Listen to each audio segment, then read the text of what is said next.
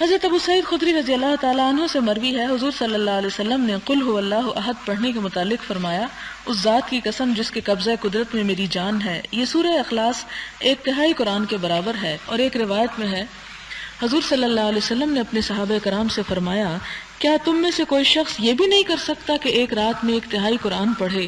صحابہ کرام پر یہ بات شاق گزری، انہوں نے عرض کیا، یا رسول اللہ صلی اللہ علیہ وسلم، ہم میں سے کون شخص اس کی استطاعت رکھتا ہے؟ فرمایا، قل هو اللہ احد اللہ الصمد 1/3 قرآن ہے۔ اس کا یہ مطلب نہیں کہ 3 دفعہ یہ پڑھ لیں تو ہم کہیں کہ پورا قرآن ہو گیا ہے۔ اس کا مطلب یہ ہے کہ اس کے اندر توحید کی دعوت ہے، اور قرآن پاک کا 1/3 حصہ جو ہے توحید کی تعلیم پر مبنی ہے، تو اس لیے اس چیز کی طرف اشارہ یہاں پر ملتا ہے۔ حضرت ابو سعید خدری رضی اللہ تعالیٰ عنہ سے مروی ہے کہ ایک شخص نے کسی شخص کو قل هو اللہ احد پڑھتے سنا، وہ شخص اس سورت کو بار بار دہرا رہا تھا۔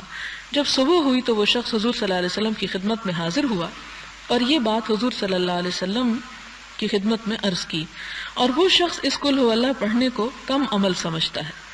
تو حضور صلی اللہ علیہ وسلم نے فرمایا کہ اس ذات کی قسم جس کے قبضے میں میری جان ہے، بے شک یہ سورت 1/3 قرآن کے برابر ہے، یعنی اس کے پڑھنے کو حقیر مت سمجھو، اسے بار بار بھی پڑھا جا سکتا ہے، یعنی بطور ذکر بھی پڑھا جا سکتا ہے۔ حضرت ابو ہریرہ سے مروی ہے رضی اللہ تعالی عنہ کہ حضور صلی اللہ علیہ وسلم نے قل هو اللہ احد کے متعلق فرمایا، بے شک یہ سورت 1/3 قرآن کے برابر ہے۔ حضرت انس رضی اللہ تعالی عنہ سے مروی ہے کہ ایک آدمی نے عرض کیا، یا رسول اللہ صلی اللہ علیہ وسلم، میں اس سورت یعنی قل هو اللہ احد سے محبت کرتا ہوں۔